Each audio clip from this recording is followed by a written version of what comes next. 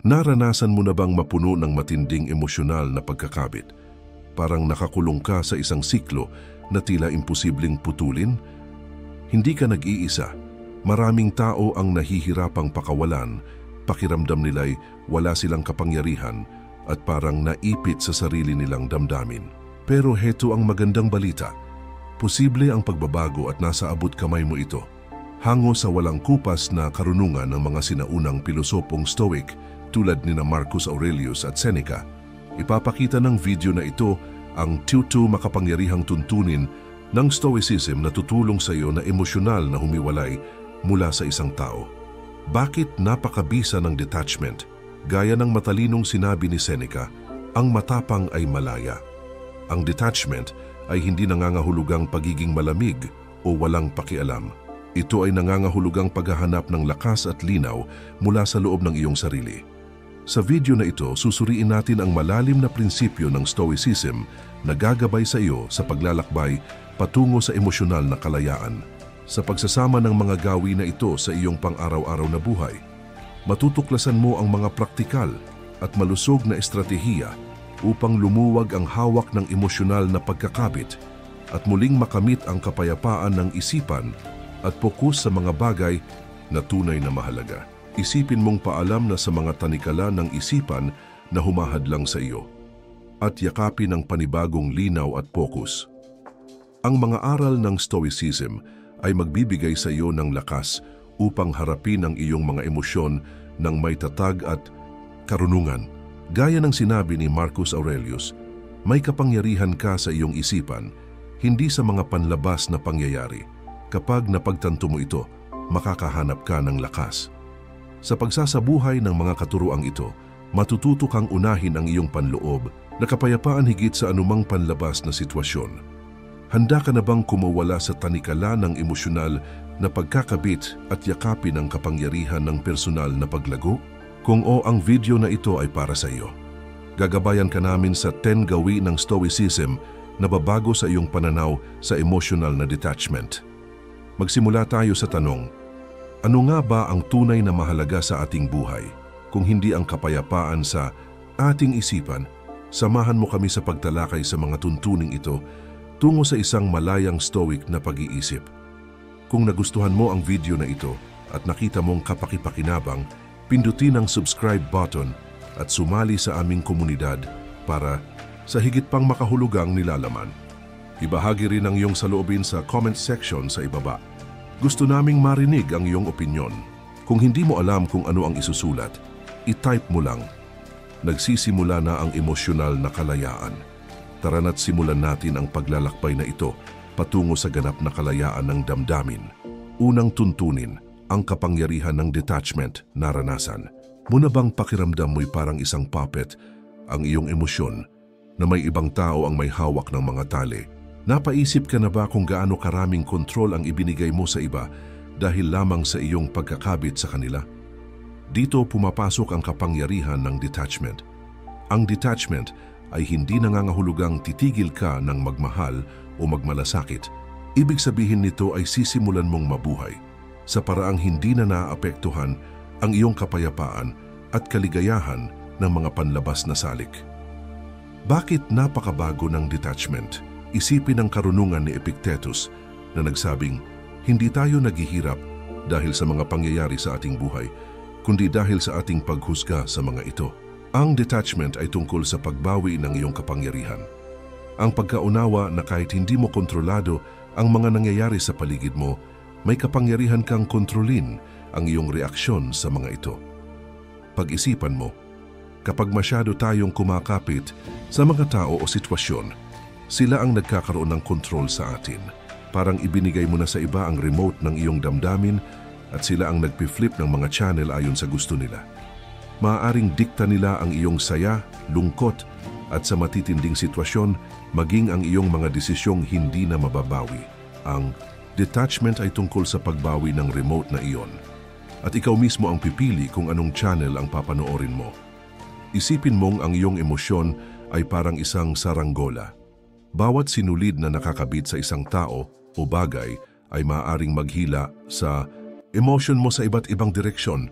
Kung masyado kang maraming sinulid na hawak o may isang sobrang higpit mong kinakapitan, para kang nililipad ng hangin, itinuturo ng Stoicism na paluwagin ang hawak na bagamat hindi mo kayang kontrolin ang ihip ng hangin, kaya mong pumili kung aling mga sinulid ang dapat mong hawakan.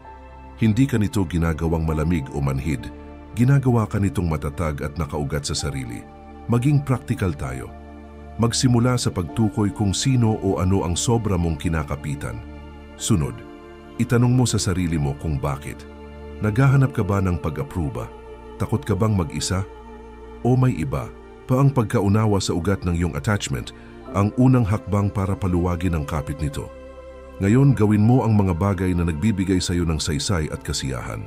Sa pagtuon sa mga bagay na kaya mong kontrolin at sa pagpapakawala ng mga hindi mo kontrolado, unti-unti mong inaangkla ang sarili mo sa sariling lakas at halaga. Habang yakap mo ang detachment, magsisimula kang makita ang mundo sa ibang liwanag. Maiintindihan mong ang halaga mo ay hindi nakadepende sa mga panlabas na bagay, kundi likas sa iyo at hindi matitinag.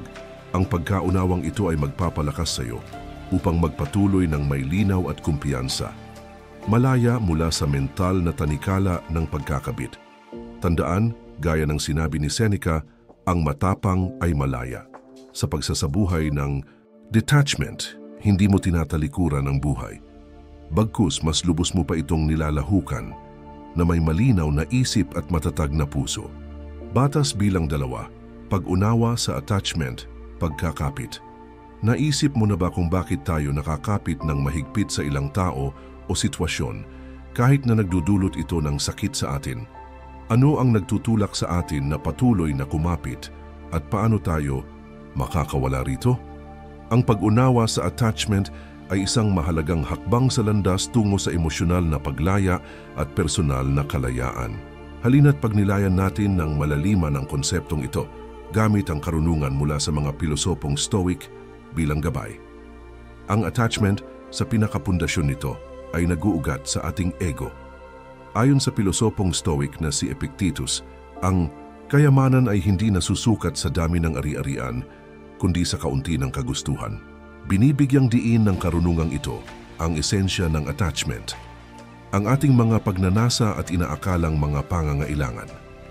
Kapag tayo'y nakakapit sa isang tao o bagay, kadalasan ay kumikilos tayo mula sa ego, naghahanap ng pagkilala, seguridad, o pagkakakilanlan mula sa panlabas na pinagmumulan.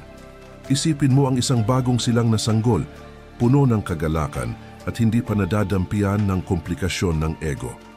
Sa ating paglaki, unti-unting nagiging gabay ng ating kilos ang ego at nilulunod tayo sa mga attachment. Ang mga pagkakapit na ito sa mga tao, bagay o paniniwala ay nagpapalabo ng ating pag-iisip at inaalis tayo sa ating tunay na diwa na siyang pag-ibig at sapat na kasiyahan sa sarili. Naranasan mo na bang ang saya mo ay nakadepende sa pag-apruba o presensya ng ibang tao? Isa itong malinaw na palatandaan ng attachment na pinangungunahan ng ego. Upang simulang pakawalan ang ating sarili mula sa mga attachment na ito, kailangang una muna natin silang makilala kung ano talaga sila. Mga bunga ng ego na naghahanap ng seguridad at pagkilala.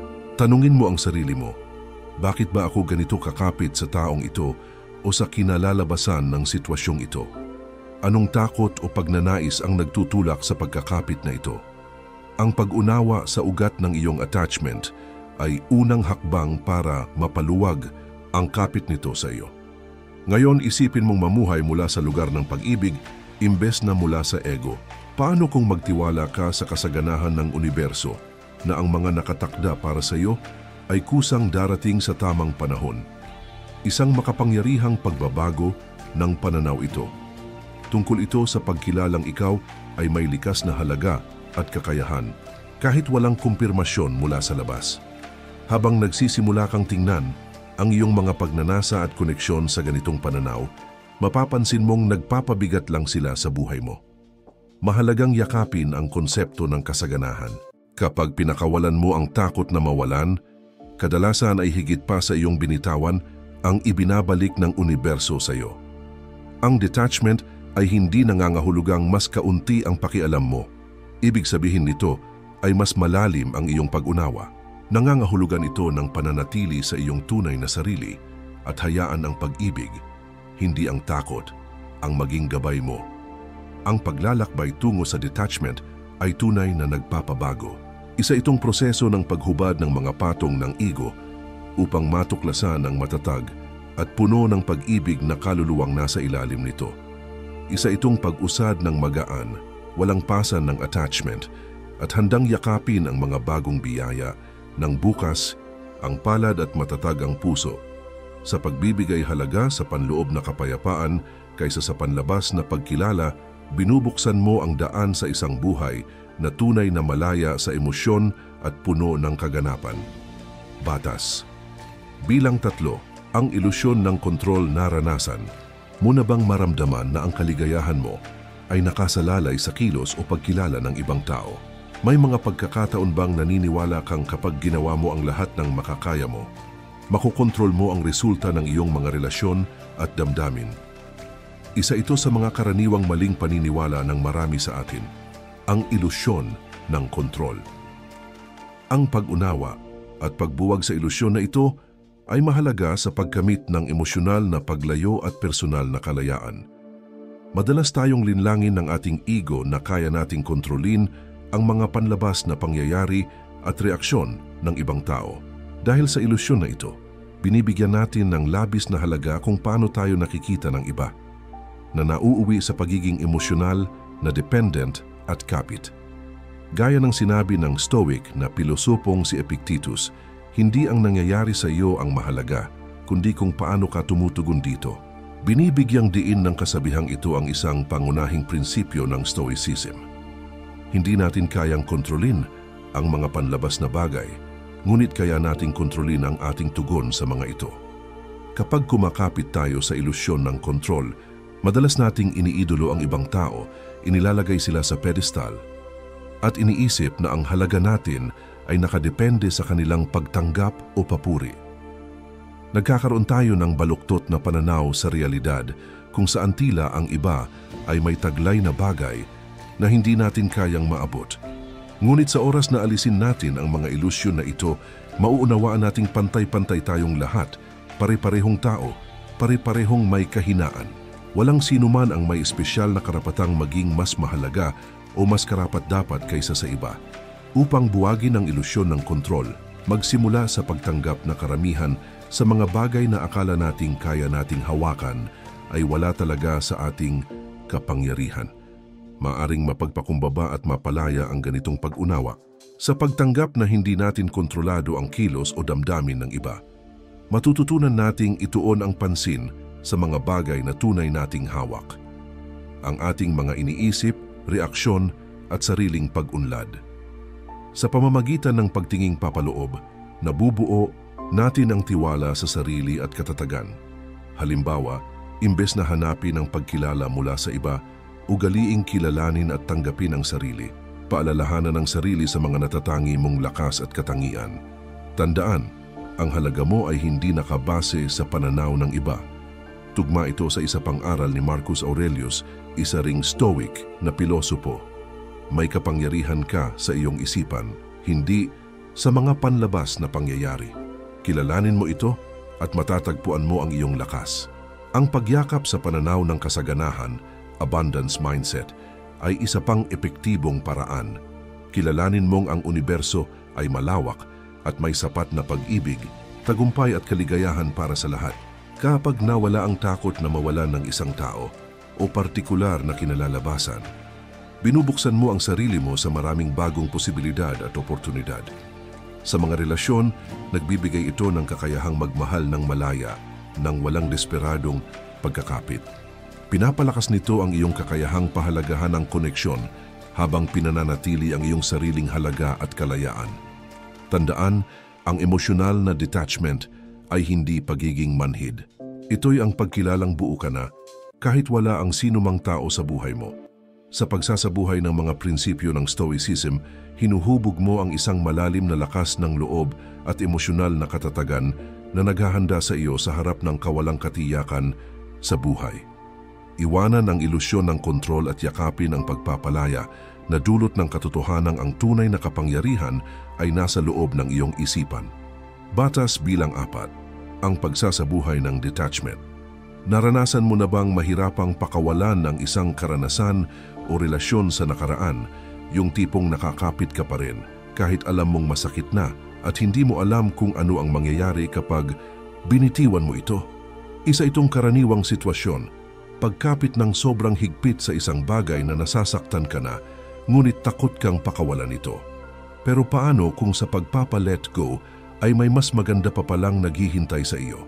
Tuklasin natin kung paano maisasabuhay ang detachment gamit ang karunungan mula sa pilosopiyang Stoic. Gaya ng sinabi ni Epictetus, ang kayamanan ay hindi nasusukat sa dami ng ari-arian, kundi sa kaunti ng kagustuhan. Akmang-akma ito sa emotional attachment. Handa ka na bang bitawan ng pagkakapit sa nakaraan at buksan ang sarili mo sa mga bagong posibilidad? Isipin mong may mahigpit kang hawak na lubid. Sobrang higpit na sumasakit na ang mga kamay mo. Takot kang bumitaw kasi hindi mo alam kung ano ang mangyayari kapag ginawa mo. Pero ang totoo, ang pagbitiw ay hindi laging nangangahulugang babagsak ka. Minsan ito ang tanging paraan para maunat mo ang mga kamay mo at maabot ang mas maganda pa. Natutunan ko ito sa mahirap na paraan ng kapit na kapit ako sa isang relasyong komportable pero hindi na masaya. Akala ko, iyon na ang ligtas. Hindi ko na malayang isinasara ko pala ang pintuan sa mas malaking kasiyahang kumakatok na. Ilang beses mo na ring ginawa ito. Takot na takot kang bitiwan ang alam mo dahil sa takot sa hindi mo alam. Narito pa ang isang matinding katotohanan. Ang takot na mapag-iwanan o FOMO ay isang bitag. Para itong panonood ng highlight reel ng buhay ng iba sa social media habang iniisip mong ikaw ay naiiwan. Pero tandaan mo, ang social media ay isang piniling larawan, kinulayan at inayos para magmukhang perpekto ang bawat sandali. Noong huminto, ako sa kakascroll ng buhay ng iba at sinimulan kong mabuhay ng totoo sa sarili kong kwento na wala ang kapit ng FOMO sa akin. Lagi mo bang ikinukumpara ang buhay mo sa iba? Panahon na para putulin ang siklong iyon. Ang hindi mo pag-alam sa lahat ng detalye ng buhay ng ibang tao ay hindi nangangahulugang may kulang sa iyo. Sa halip, ibig sabihin ay buo ang atensyon mo sa sarili mong buhay, gumagawa ka ng mga alaala na tunay na sa iyo. Ang pagkakapit sa isang huwad na imahe ng kaligayahan ay nagpapahirap sa pagbitaw. Nakikita mo ang iba na tila namumuhay ng best life at natatakot kang ikaw ay nahuhuli. Pero tandaan mo, ang damuhan ay laging mukhang mas berde kapag malayo. Pero kapag nilapitan mo, makikita mong may mga tuyong bahagi rin ito. Ang ilusyon ng perpektong buhay ng iba ay nagnanakaw ng kagalakan mula sa sarili mong karanasan. Para kang tumatakbo sa treadmill, sinusubukang abutan ang isang hologram. Kahit gaano ka pa kabilis, hindi mo ito maaabot dahil hindi naman ito totoo. Ang detachment ay hindi tungkol sa pagtalikod sa kaligayahan. Ito'y tungkol sa paglikha ng sarili mong kahulugan nito. Kaya upang masabing tunay kang emotionally detached, sundin ang prinsipyong Stoic. Ituon ang pansin sa mga bagay na kaya mong kontrolin. Ang iyong pag-iisip, mga kilos at sariling pag-unlad. Makapangyarihan ang kaalamang ito na walang opinyon ng iba, walang relasyong lumipas at walang makintab na buhay sa social media ang may kakayahang magtakda ng halaga mo o ng kaligayahan mo. Ang pag-unawang ito ang magiging sandata mo. Ang magbibigay sa iyo ng lakas para magpatuloy, hindi nakatali sa walang saysay na attachment, malaya upang maranasan ang kagandahan ng buhay at bukas sa mga totoo, makabuluhang koneksyon na naghihintay sa paligid mo. Tandaan ang pagbitiw ay hindi wakas. Ito'y isang matapang na hakbang patungo sa buhay na tunay mong nararapat makamit. Batas bilang 5. Ang landas patungo sa kaligayahan, naisip mo na ba kung bakit parang laging mailap ang tunay na kaligayahan na tila nakaangkla sa kagustuhan ng ibang tao o sa mga panlabas na pangyayari? Paano kung ang susi sa pangmatagalang kasiyahan ay nasa loob mo na at hindi kailanman nakasalalay sa sinuman? Sa bahaging ito, susuriin natin ang landas ng mga Stoic tungo sa kaligayahan at kung paanong ang emotional detachment ay maaaring maghatid sa mas malalim, mas matibay na kasiyahan. Saan nagmumula ang tunay na halaga?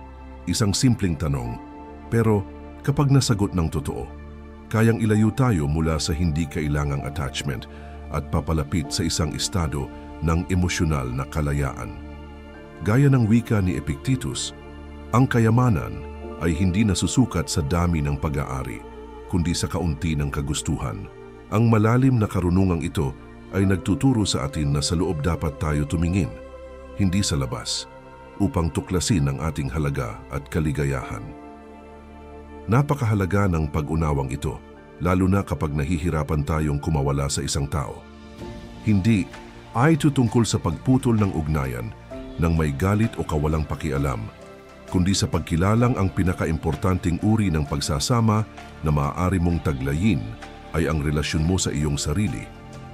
Ang tunay na halaga ay nagmumula sa loob, sa iyong pagkatao, karunungan, at kung paano mo tratuhin ang ibang tao. Ilang beses na ba nating inakala na ang kaligayahan natin ay nakadepende sa presensya ng iba, na ang halaga natin ay tumataas kapag tayo'y pinapansin at bumababa kapag tayo'y pinababayaan.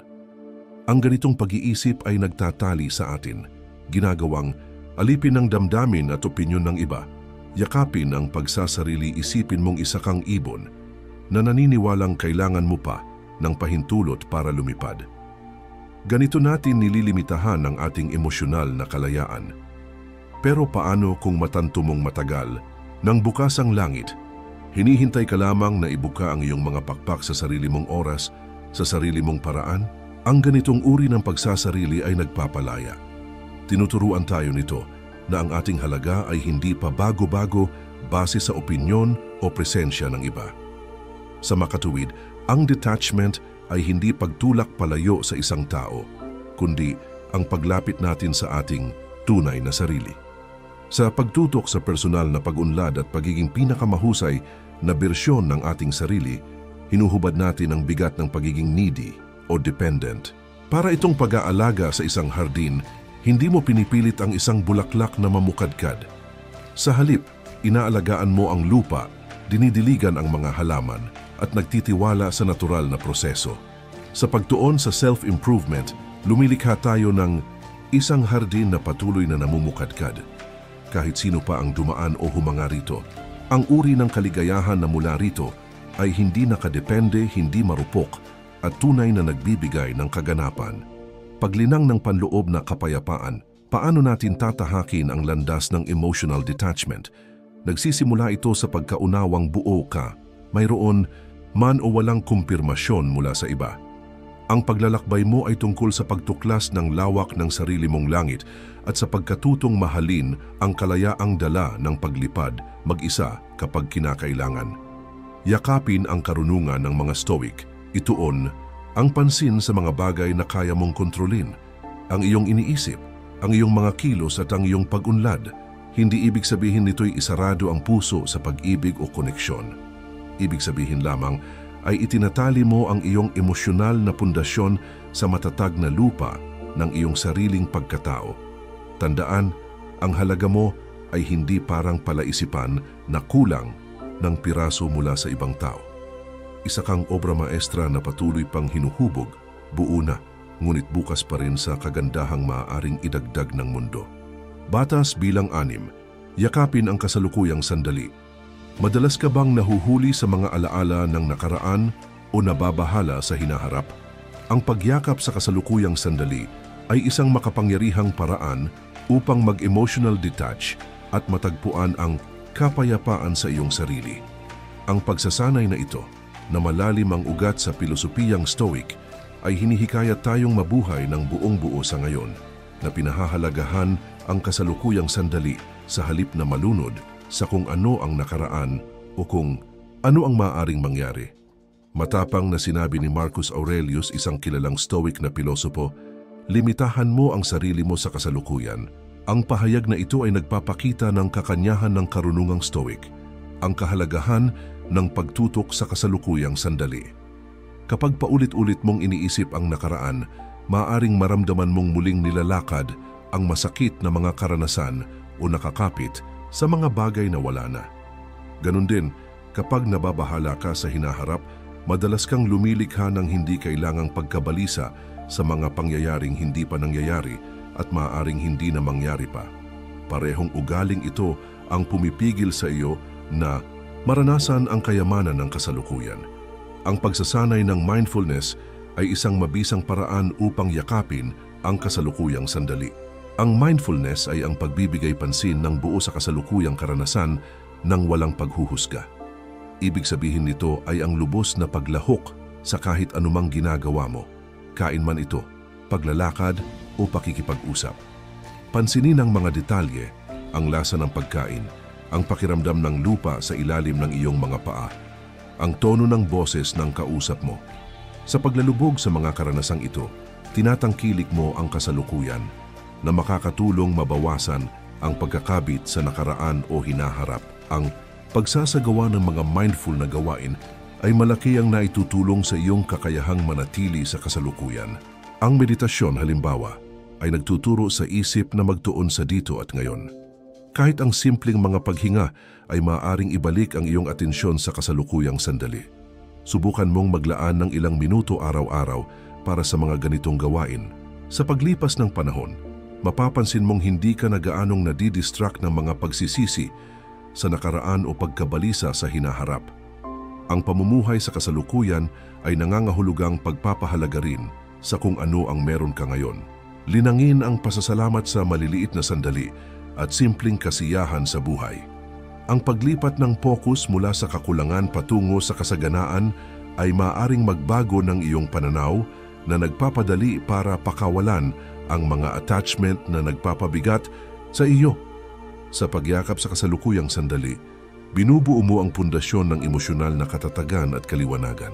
Ang pagsasanay na ito ay tutulong sa iyo na harapin ang mga hamon ng buhay ng may kalmadong isipan at focus na nagbibigay daan upang maranasan mo ang buhay ng mas ganap at mas masaya. Batas bilang 7. Baguhin ang iyong mga kaisipan ng pagbabago o pag-reframe ng iyong mga kaisipan ay isang makapangyarihang kasangkapan para sa emosyonal na pag-detach. Ito ay nangangahulugang pagbabago ng paraan ng iyong pagtingin at pag-unawa sa mga sitwasyon na tumutulong sa iyong makalaya mula sa mga negatibong pattern ng pag-iisip at emosyonal na pagdepende. Tulad ng payo ng Stoic na pilosopong si Marcus Aurelius, ang kaluluwa ay napapakulayan ayon sa kulay ng kanyang mga kaisipan. Sa pagbabago ng iyong mga kaisipan, binabago mo rin ang iyong emosyonal na kalagayan at pangkalahatang pananaw sa buhay. Magsimula sa pamamagitan ng pagtukoy sa mga negatibong kaisipan na nag-uugnay sa iyo sa mga bagay o tao. Maaaring kabilang dito ang mga paniniwala tulad ng hindi ako mabubuhay nang wala ang taong ito, hindi na ako makakahanap ng iba, o nakasalalay ang aking kaligayahan sa kanila. Ang mga ganitong kaisipan ay lumilikha ng pakiramdam ng pagdepende at kawalan ng lakas. Ang pagkilala sa mga pattern na ito ang unang hakbang upang mabago ang mga ito. Sunod, hamunin ang mga kaisipang ito sa pamamagitan ng pagtatanong kung totoo ba talaga ang mga ito. Tanungin ang sarili, totoo ba talaga ang kaisipang ito? Anong ebidensya ang meron ako na sumusuporta sa paniniwalang ito? Madalas, mapapansin mong pinalalaki o walang batayan ang mga ito. Ang pag-unawang ito ay makakapahina sa kanilang kapit sa iyong emosyon. Kapag natukoy at nahamon mo na ang iyong mga negatibong kaisipan, palitan mo ito ng mga positibo o neutral na kaisipan. Sa halip na hindi ako mabubuhay nang wala ang taong ito, subukan ng kaya kong matagpuan ng kaligayahan at kasiyahan ng mag-isa. Palitan ng hindi na ako makakahanap ng iba, ng marami pang pagkakataon para sa pag-ibig at koneksyon sa aking hinaharap. Ang mga bagong kaisipang ito ay dapat magpakita ng mas balanseng at nagbibigay lakas na pananaw. Para mapagtibay ang mga bagong pattern ng pag-iisip, magsanay ng araw-araw na mga affirmation. Isulat ang mga positibong pahayag tungkol sa iyong sarili at sa iyong kakayahang umunlad ng mag-isa at basahin ito ng malakas araw-araw. Sa paglipas ng panahon, matutulungan ka nitong muling i-wire ang iyong utak upang yakapin ang mas positibong pananaw. Bukod dito, ang mga teknik ng mindfulness gaya ng meditasyon ay makakatulong sa iyong pagsisikap na baguhin ang iyong mga kaisipan. Pinapadali ng mindfulness na maging mulat ka sa iyong mga pattern ng pag-iisip nang walang paghuhusga na nagbibigay daan upang mas epektibong mapanood at mabago ang mga ito. Ang pagbabago ng iyong mga kaisipan ay hindi isang beses na gawain, kundi isang patuloy na pagsasanay. Sa tuloy-tuloy na paghamon at pagbabago ng iyong mga negatibong paniniwala, pinapalakas mo ang iyong emosyonal na tatag at nakakamit ang mas malaking kontrol sa iyong mga reaksyon. Ang pagbabagong ito sa pag-iisip ay nagdudulot ng panloob na lakas at pag-detach na nagbibigay kapangyarihan sa iyo upang magpatuloy ng may kumpiyansa at kaliwanagan. Batas bilang 8, magtakda ng malusog na hangganan. Nahihirapan ka bang magsabi ng hindi o magtakda ng mga limitasyon sa iba? Ang pagtatakda ng malusog na hangganan ay mahalaga para sa emosyonal na pag-detach. Pinoprotektahan ng mga hangganan ang iyong kapakanan at binibigyan ka ng kontrol sa iyong emosyonal na espasyo. Tukuyin kung anong mga asal ang katanggap-tanggap at kung alin ang hindi, at iparating ito ng malinaw sa iba. Sa pamamagitan ng paggalang sa iyong sariling mga hangganan, pinapalakas mo ang iyong pagpapahalaga sa sarili at nababawasan ang pagdepende sa iba para sa kanilang pag-apruba o kaligayahan.